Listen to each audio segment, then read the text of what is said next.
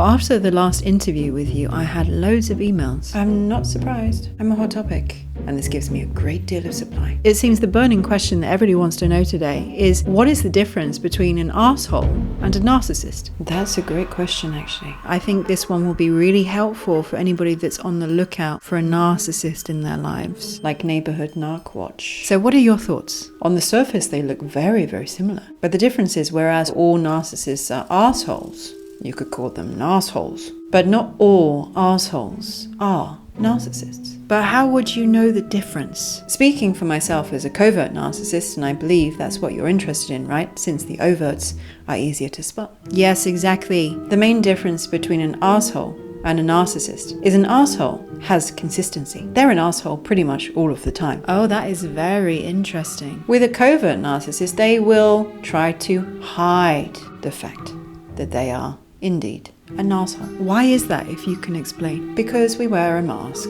We need people to like us. We need people to fall for our game, to lure them in. It's like a predator that's camouflaged. We can lure people in and trap them. The other main difference between an asshole and an asshole is Jekyll and Hyde.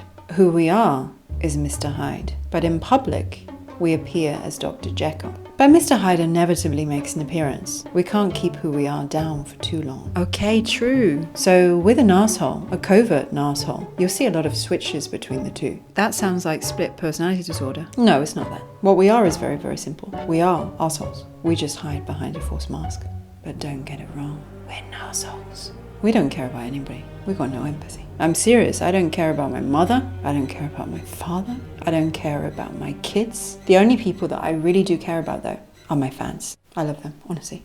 So do you have any advice for anybody watching that may have recently started dating somebody new, or they've recently met a new acquaintance and they're wondering if they're a covert narcissist? Are there any signs or clues that they could look out for? Yes, and this is some great advice that I'm going to give you. Are you paying me for this, by the way? If I said no, would you still tell me?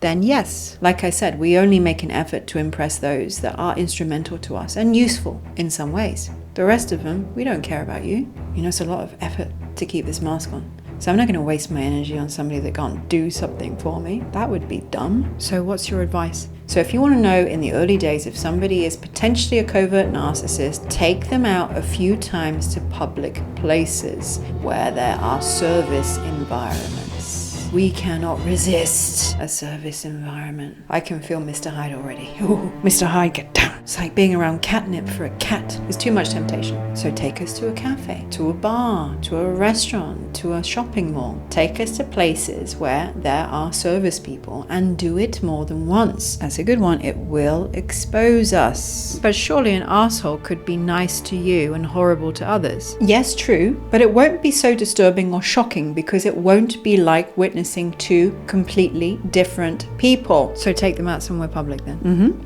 Like I said, do it a few times, collect the data, take notes. With narcissists, there can be those odd occasions when we are nice to a service person. So beware of that. And you can't turn around on a rare occasion, just say to somebody, you're a covert narcissist because I saw you be rude to somebody out in public. But if that's a one-off, that's a one-off. You can put it down to a bad day. If that happens a few times, that ain't a one-off. Pay attention. I've seen it so many times. A person has thought that I'm so lovely because Dr. Jekyll is making a huge impression on them. Because I want to be nice, I want to lure them into my trap. Then we go out shopping together or to a cafe, or we're walking on the street, or we're taking a taxi. And I'm not only rude to service people, but I am absolutely degradingly vile. People say to me, "What's with you? It's like you've become a different person." And I laugh inwardly. It's funny because they don't know that's me.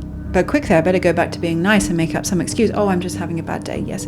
Oh, look at you. You're so beautiful, you know. I love spending time with you. Just forget about what you just saw. Just go back to sleep.